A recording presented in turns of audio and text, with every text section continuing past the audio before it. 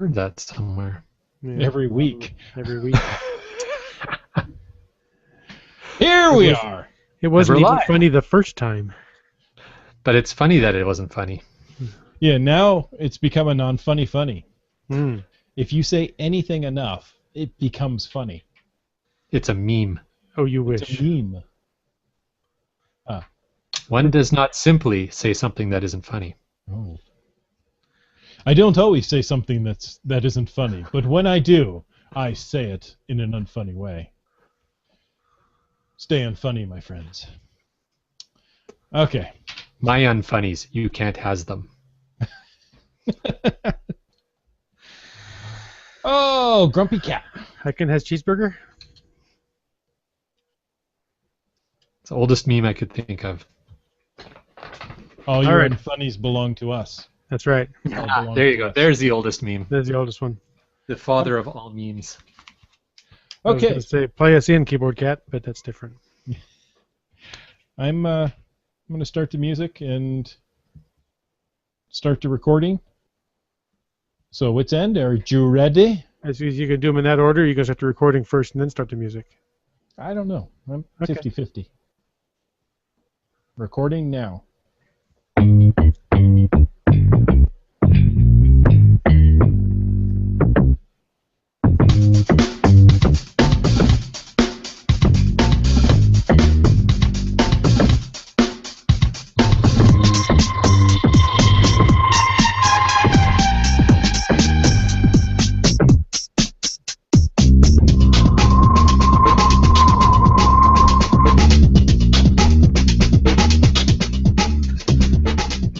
Hey, welcome to Caching in the Northwest. This is the only podcast dedicated to geocaching in the Great Pacific Northwest. Tonight, we'll talk about caches and cachers unique to this little corner of the country. Hey, so go stock up on those back-to-school supplies. It's time to go caching in the Northwest. That's right. Go get those. Tonight, we're going to talk about GeoTours, the new form of geocaching that's spreading like wildfire across our land. You know, sorry. That may not have been a good analogy to use at this time. As of the time of this recording, there are still 5 active forest fires in the Northwest. So our thoughts and prayers are with the firefighters and victims of those fires. So I apologize. But now back to our topic tonight. In order to talk about GeoTours, we need to bring on the man who has found more geocaches than any other host of this show. Some say Pinterest has pinned him to their board. And he can do sign language with his feet. All we know is he's called Land Monkey. Hey, just swinging by for another episode of Caching in the Northwest. And I'm quite excited to explore tonight's topic of GeoTours. As I can imagine you would be. You're excited about almost every subject of geocaching. I kind of am. So to talk about GeoTours tonight, we decided there's 9 letters in the word Northwest. We decided that? We did. Okay. Didn't you decide there was 9 letters there? Because sometimes I decide that there's 5 letters in North and 4 in West as 2 different words, but that's not right. No. So anyway, since there are 9 letters in the word Northwest, and we decided that, we've picked the 9 best. We decided to pick 9 best. 9 best and closest GeoTours to the Great Northwest to talk about tonight. You know, it might be a great GeoTour in Australia, but it's not close to us, so we're not talking about that because they do everything different down there. It's upside down.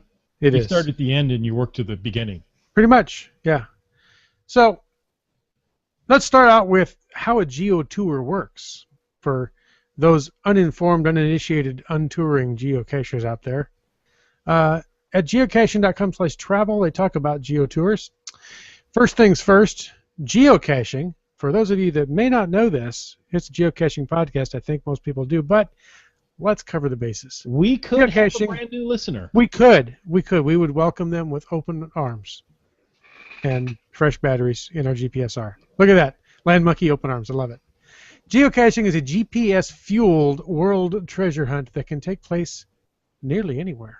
Does that mean There's you have to burn GPSs? There's even one on the International Space Station. It's not even on the globe. It's circling the globe. So speaking of GeoTours, Yes. A GeoTour is a collection of said geocaches that take geocachers on a tour of a specific area. They can be along a trail, through historic sites, in a park, even in the middle of an urban area. And at each stop, you can be introduced to family-friendly activities, interesting facts, stories, and the best parts of your destination, wherever you happen to be. A GeoTour creator can create a GeoTour passport. That enables visitors to track their progress throughout their adventure in the GeoTour, and they can even reward geocaches with custom geocoins and trackable items. I mean, geocaching.com has really gone all out with GeoTours, and they've worked with local tourism boards, the National Park Service, historical associations, private companies, you name it, with customized GeoTours. And there's a global directory of active GeoTours on the web at geocaching.com/adventures/GeoTours. Absolutely, there is, and it's certainly worth checking out after you finish listening to our podcast. The majority of the GeoTours we will mention tonight have a passport or tour book and a form of reward for completing the tour. As we were discussing, usually that reward is it's usually in the form of a special geocoin minted specifically for that GeoTour, and not to mention the reward of the experience itself of discovering a new area. So, Bad Cop, what else would our listeners need to know about GeoTours? Well, the caches involved in a GeoTour are listed on geocaching.com, and they're available for you to find anytime and in any order. The provider of the GeoTour may ask for a small payment or donation to help with printing costs, maintaining the caches, or even developing new tours. I've heard people say that since geocaching is a free hobby, cachers usually have a little extra pocket money available to spend at local businesses like hotels or restaurants. These tours are typically or usually historic in nature, but that's not always the case. That's true. I've heard that there's even a GeoTour in the Prague airport. There are 10 caches that will show you how the airport operates. I have to imagine at least one of them is in the northwest part of the Prague airport. Well, of course. Why would it not be? Yeah. So you can still be caching in the northwest, even in Prague. If you happen to have a layover in the Czech Republic, check it out. geocaching.com/adventure/GeoTour/Prague-airport. But check the show notes. All these links will be in the show note. That's right. That's fascinating to me that you can have geocaches in an airport. I imagine there was some special arrangement made between the airport authority and geocaching.com because that kind of violates some of the rules. I'm thinking, there's no metal ammo cans because those wouldn't get through the metal detectors, but I don't know. I've done virtual at an airport before. Mm-hmm. Yes, but I was shocked to find out that there was a GeoTour at the airport. I was like, well, that would really be cool. That would be cool if they did it. Chicago has a pretty nice airport. You can take a tram back and forth, and if you had a couple hour layover, heck, I'd go find 10 caches. I had a over 8 hour layover in Tokyo one time. I would have happily done a GeoTour. Mm-hmm. Instead, I found a coin-operated massage chair. So you got your coin massage there? Yes. Okay, now back to the Northwest. Okay. The first GeoTour we're going to talk about tonight, and I've sorted them by number of caches in the tour, okay? So I'm not choosing, which one's best, which one's worst. I thought, let's start with a quick, easy one, and that's the Bonneville Bigfoot's Search GeoTour. We're talking 10 caches. This is much better than Prague and closer. You can embark on your own personal Bigfoot search by locating geocaches hidden within the first of its kind clan of Sasquatches in the picturesque North Bonneville, Washington. Along with the designated 2-mile paved Bigfoot Discovery Trail. Now, if I'm not mistaken, aren't there shows on finding Bigfoot where they don't actually find Bigfoot? And yet, here we have a paved trail that you can go discover Bigfoot. I'm thinking the show may not know about this. Just probably not. Yeah. Probably not, no. So, and I hope the caches are easier to find than Bigfoot is. Yeah. And easier to sign the logs. Yeah. Yeah. Go ahead. As I say, there's also no word if you get extra credit for driving a Pontiac Bonneville to the Bonneville Bigfoot GeoTour. It could happen. It could. Yeah. Yes. On this discovery trail, you learn about this unique area and why these Bigfoots, that's Bigfoots? apparently the Big plural, feet. Bigfoots, Okay. big feet, were drawn to North Bonneville. Sasquatches. Sasquatchi. There's Sasquatch. Well, here in the Northwest, we have volcanoes. Did you know that? Ring of Fire. Cascade Mountain Range, that's right. And there is a Volcanic Legacy Scenic Byway GeoTour. I had to slow down and say that carefully. On this one, you can discover 16 geocaches as you explore Southern Oregon's spectacular state parks, historic trails to majestic lakes and lava beds. The Volcanic Legacy Byway GeoTour, it offers something for everyone, including a trackable geocoin. You could earn that. You have to earn it. Yep. Very cool. Very cool. So we've gone from 10 caches to 16 caches. So following the order that our illustrious leader has set these in, we're now looking at a GeoTour with 20 caches. And that brings us to my home province, British Columbia, where we have the Backroad Map Books GeoTour. Again, under the geocaching.com adventures, GeoTours /Backroad Map Books. Backroad Mapbooks GeoTour, it has highlighted some of the popular recreation sites and trails throughout the main 6 regions that British Columbia tends to be divided into, which makes 18 caches because there's 3 per region, and 2 bonus caches placed in the province. These caches are hid under the following outdoor themes: on the trail, on the road, and on the water. So that would mean there's 3, 1 per theme. 3 caches per region. That's 18 plus the 2 bonus. That's 20. Anyways, gives you the opportunity to explore a lot of British Columbia and learn more about the outdoors while unearthing treasures. Very cool. It's the 20 cache sites that are included in Phase 1 of the program offer a variety of challenges. The difficulty ranges from a 1 to a 5. Many of the caches are easy to get to and locate, while others may require a 4x4 vehicle and are in more difficult terrain. I can certainly attest to that. This allows geocachers of all ages to participate. Yes, fair enough statement to a degree. If you own a 4x4.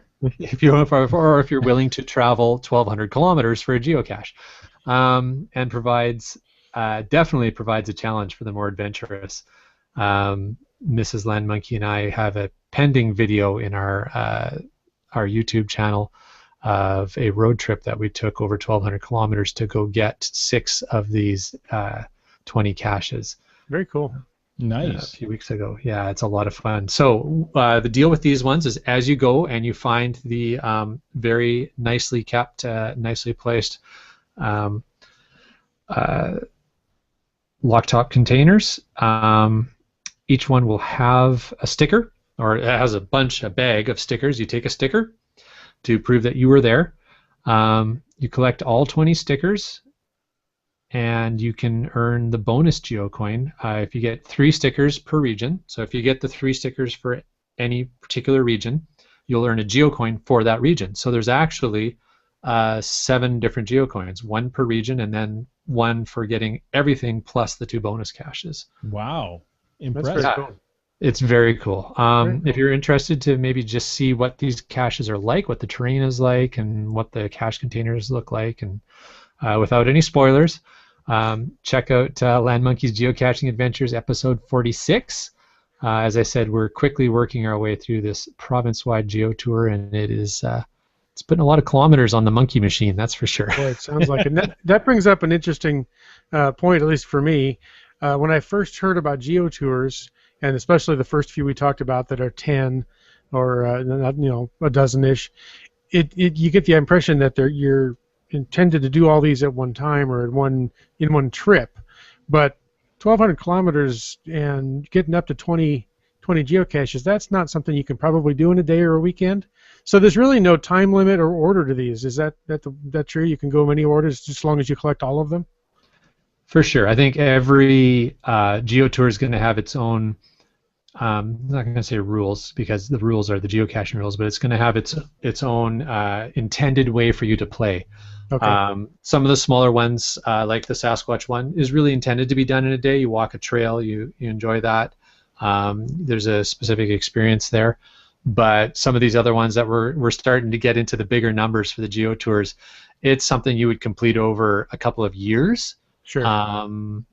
Definitely not in a weekend. Yeah. I mean, I suppose theoretically possible for some of them. Depends on your commitment. Yeah. There you go. Your level of commitment. But Bad Cop, any thoughts on Witsend's question? I completely agree. It depends on what you want to do. Yes, some of the smaller ones you can do. Some of the bigger GeoTours are actually broken out into multiple phases or trails or areas. Like the one we just talked about is divided into 3 areas. Now, I don't think you're going to go trail, road, and water all at one time. So, it's nice. I think you can break it up and do it in multiple different ways. So Cool. So as we go on, the next one we're having has a whopping 38 caches, and that is do we say Helena or Helena? I've always said Helena. Okay. I have spoken to someone from Montana, and they've told me it's Helena. Okay. I'm going to go with Helena then. Even in Canada, it's Helena? Yeah, especially in Canada. We have to be polite and ask. There you go. I don't know why I questioned that. Anyway, Helena, Montana GeoTour. Did you know Rand McNally's 2013 search for America's best small town for geocaching is Helena, Montana? Helena. Yep. Wow.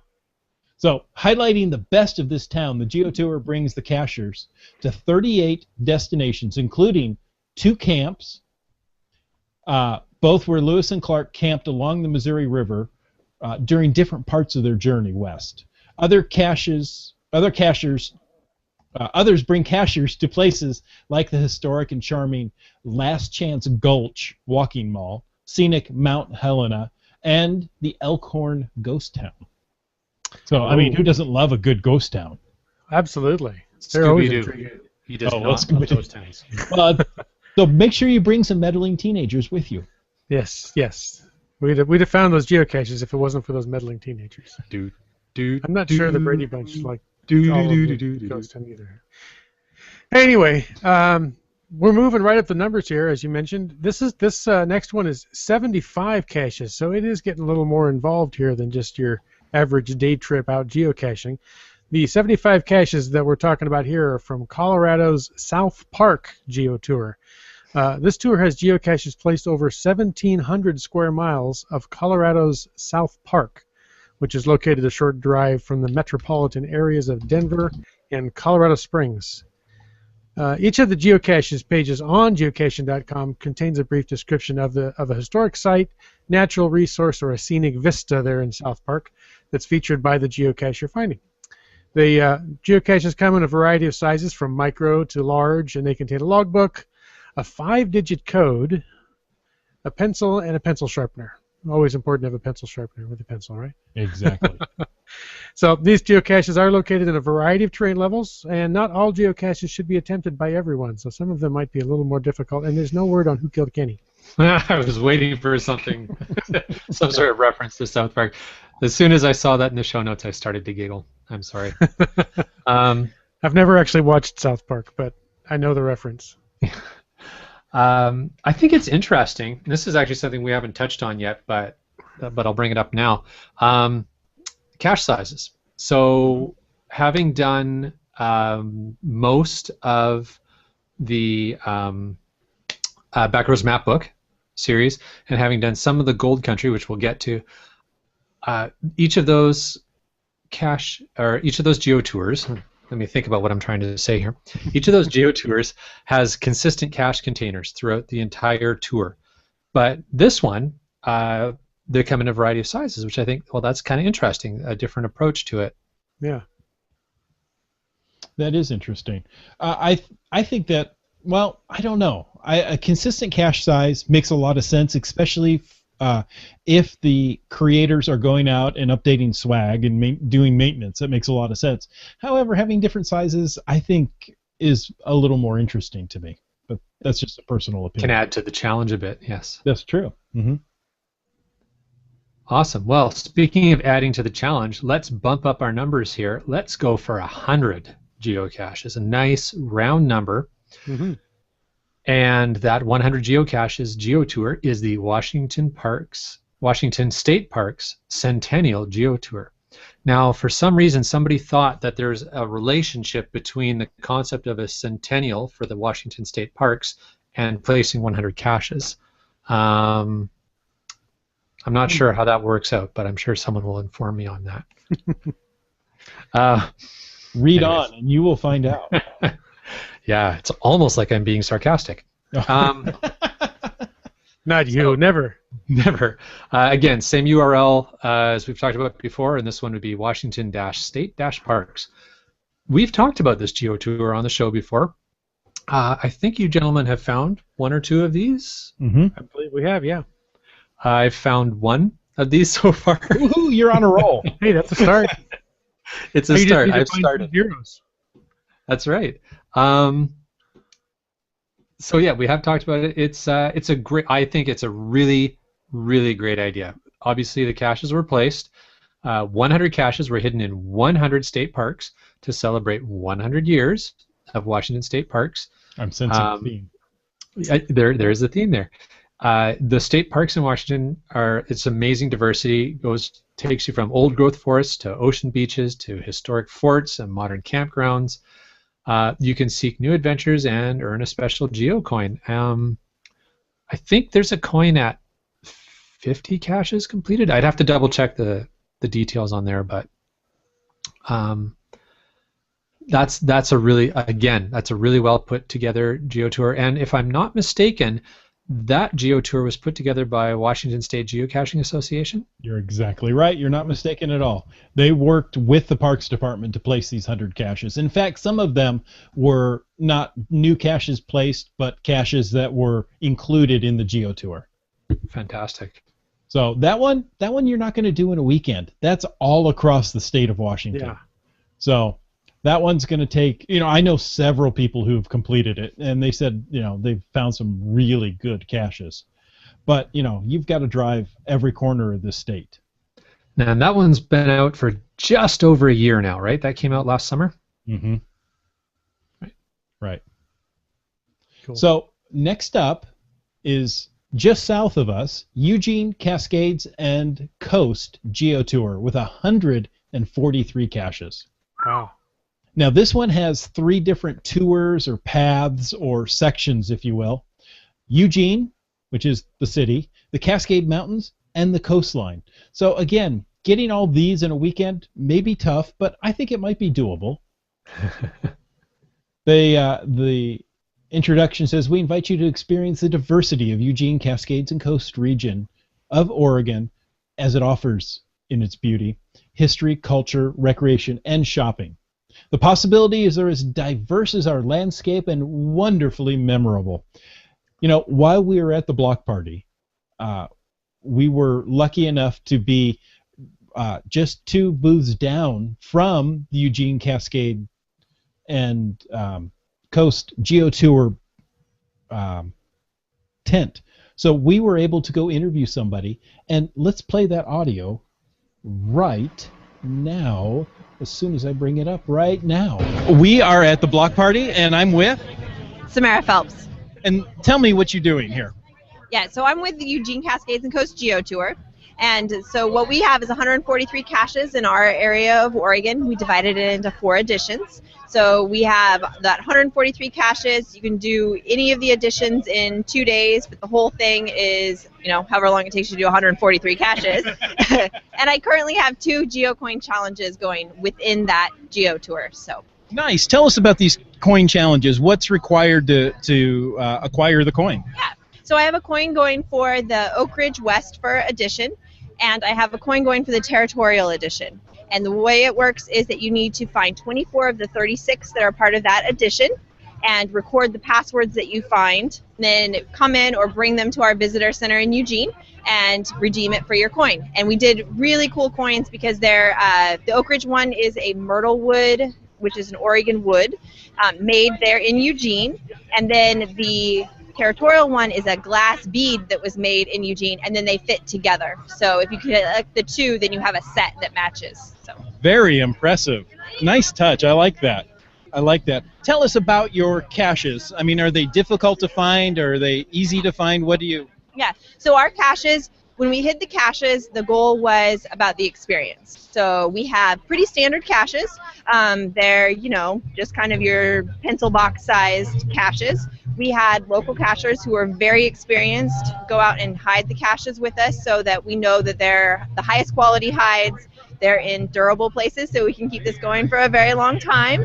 But they're all to places where they are a range of accessible. So the way it works is not more than 3-mile hike in for any of them. And I do have an adapted version. So if you're somebody that has mobility issues, the least difficult, physically challenging ones are grouped together so you can still earn a coin. Very impressive. You put a lot of thought into this. We did. We did. We wanted a lot of folks to be able to do it.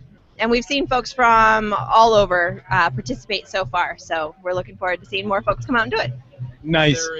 Is there a book or a guide that people can work their way through that maybe describes some of the history behind the different caches? Or yeah.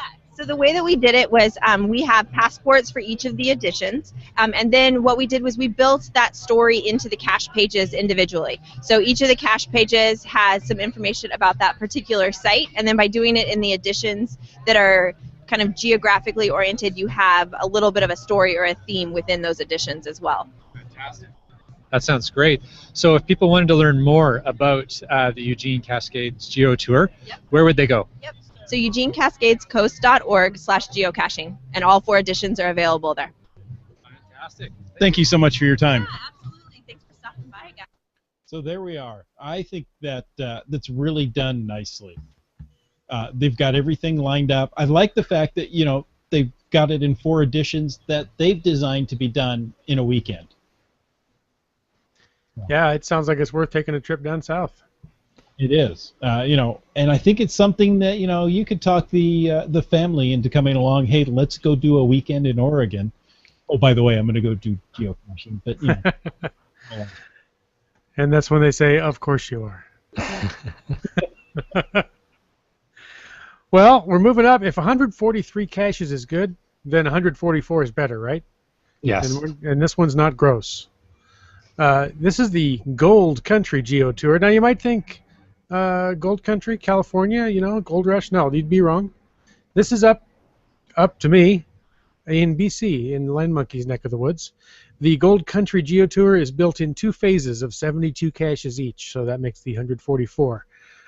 Representatives from the Gold Country GeoTour were at the block party, along with the Eugene Cascades Coast ones. So Bad Comp and Land Monkey interviewed, who was it, Terry, and I forget the other lady's name, I'm so sorry. But we're going to hear them in just a second. Let's listen in as they interview them. My name is Terry Hadwin. I'm with Gold Country Community Society. We're a nonprofit organization that promotes tourism to the Gold Country region, which is in the interior of British Columbia. Our GeoTour started back in 2009. We set up 72 Gold Country geocaches. Every geocache that you find has some kind of historical significance. So when you're finding a geocache, you're not just finding a geocache. You get to find out exactly what happened on the spot that you're standing. All of our geocaches are of significant size, so it's always good for trading materials, which is always popular with the kids. We maintain them once a year, so there's always swag inside of them. If you find 24 of our Gold Country geocaches, there's unique stickers in every single one of them. You send us the 24 sticker sheet, and we send you a souvenir trackable gold bar. Very nice. Yeah, so I'm very excited to get my gold bars because my wife and I just came through and filled in 2 pages. nice. There you go. So 2 each then. Yeah. Wonderful. Yeah, and it's really exciting. Like when you get to earn more than one, you get to send one out. Like because you of course always keep one, right? Why would you ever get rid of it? But when you have more than one, you can send it out into the abyss. I've sent one out and I sent one out and it yeah, I have. It didn't get logged for about 3 months afterwards, and I was devastated because, you know, I earned this. I didn't just buy this. I earned it.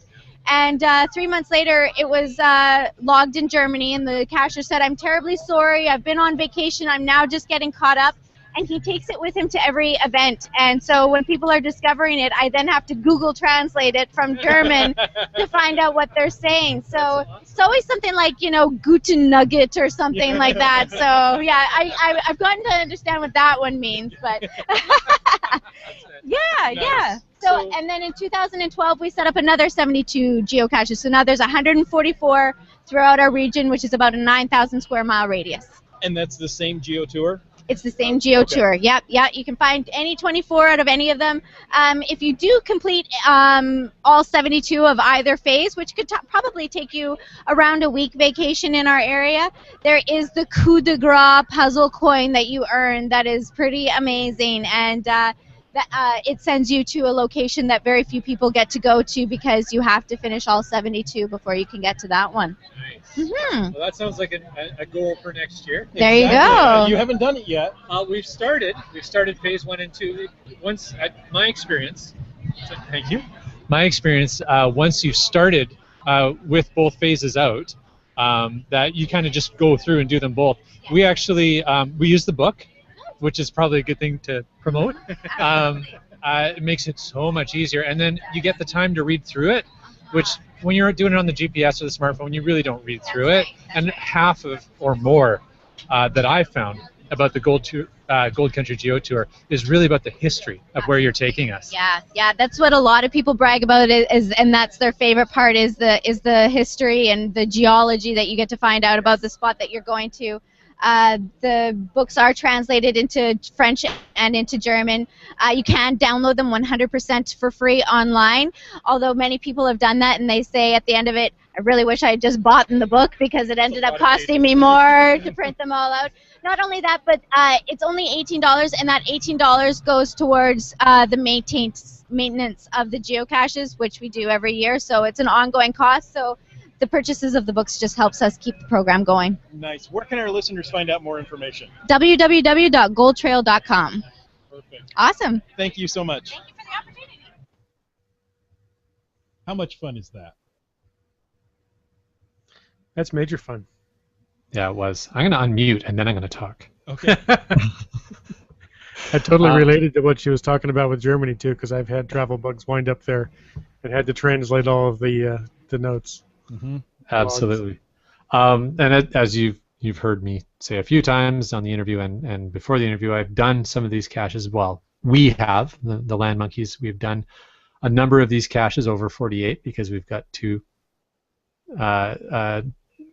sheets of 24 stickers that we're getting ready to send in and get our first 2 gold bars.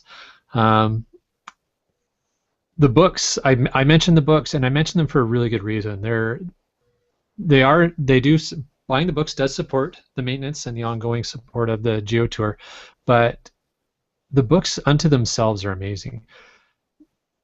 I don't know if you caught it, but she made reference to the circumference of the area that the GeoTour covers, and it's massive. It's a big part of the province. It's not quite as big as the earlier Backroads Mapbook GeoTour that takes you to all 4 corners of the province, but this one is a specific area that really where the gold rush in British Columbia happened, and the amount of depth that they take you into in 144 different locations, whether there's a handful that are more sort of earth cache, geology related caches. There's still physical cache to find, but the theme of where you're going is more related to earth sciences, but the bulk of them are around history at that time, and it's just fascinating reads, and the amount of research and time that went into putting these books together is just amazing.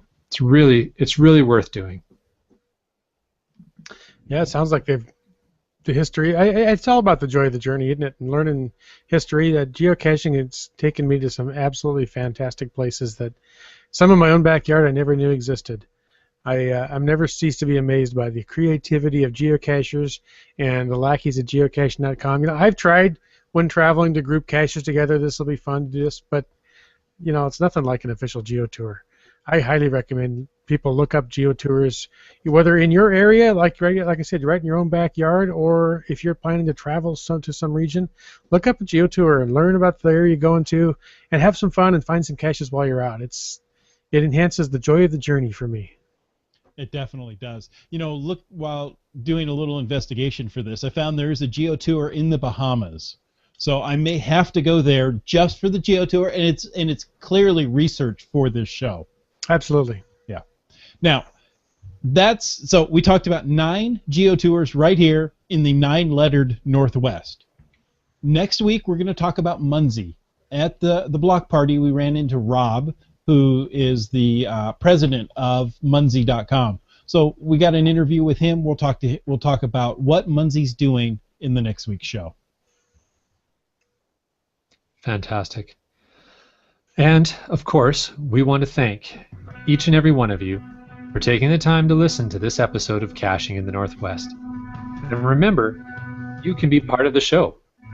Call 253-693-TFTC and leave us a comment, correction, or question any time of the day or night.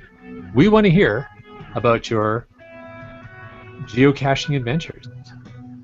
Of course, you can email us as well at feedback@cachingnw.com. Visit cachingnw.com for the show notes on this show and more about any other Caching in the Northwest podcasts. Your support helps to keep quality shows coming. If you like this show, please click the PayPal button on the website. And this show is licensed under a Creative Commons Attribution 3.0 license, copyright 2014 by Chris Umfenauer. Thanks, folks. Have a great evening.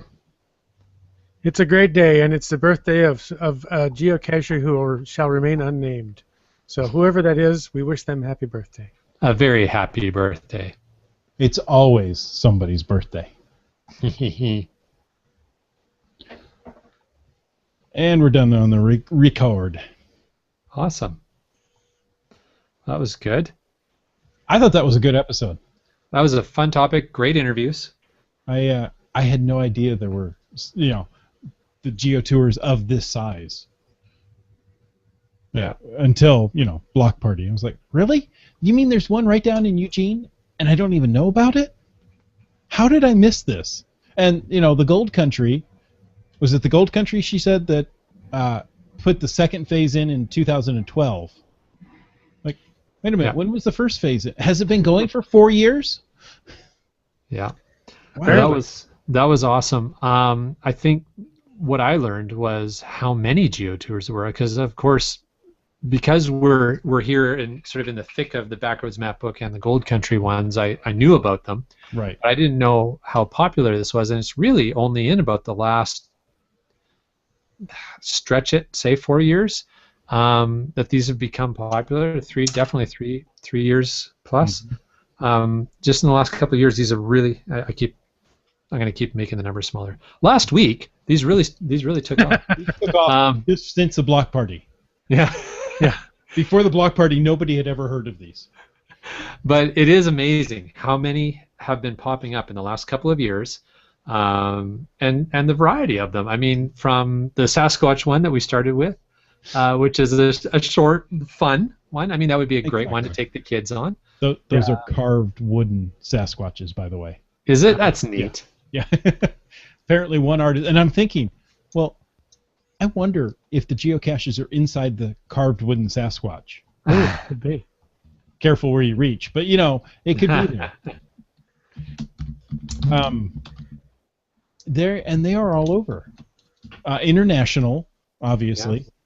Yeah. But there's some that like the Washington State one takes you all over, and then some are very specific. So I think it's a lot of fun. And to be honest, I was uninformed of GeoTours before tonight's show.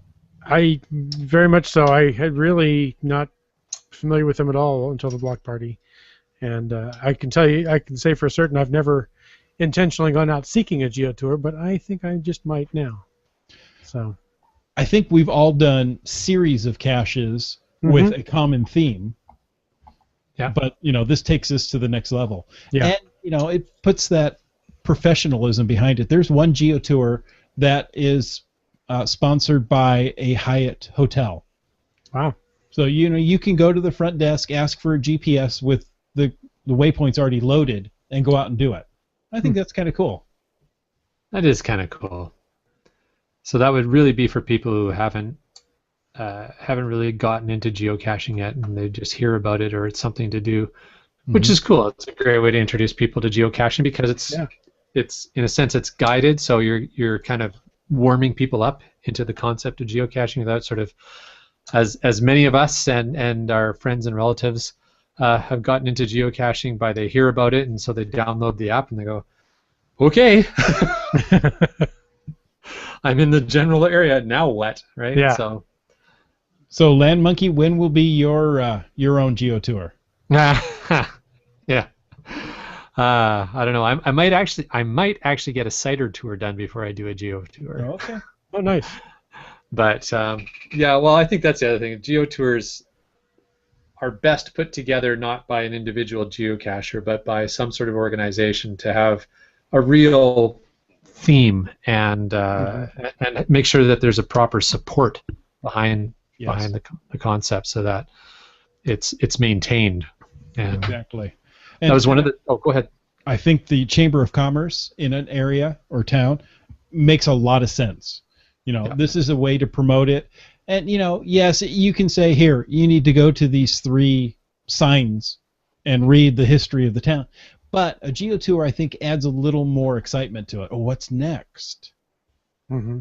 So that's just mine. Yeah. I saw a question from Wet Coaster online. Any nice quick stop and find on the way to Edmonton? Tim Hortons. Yeah, I think given the theme of the show, I think he's referring to the Geo Tour caches. You can go to Tim Hortons and order a Whopper, eh? Yeah, you can now. Funny guy. That's okay. Their headquarters are going to move to Canada, so ha ha ha. Yeah.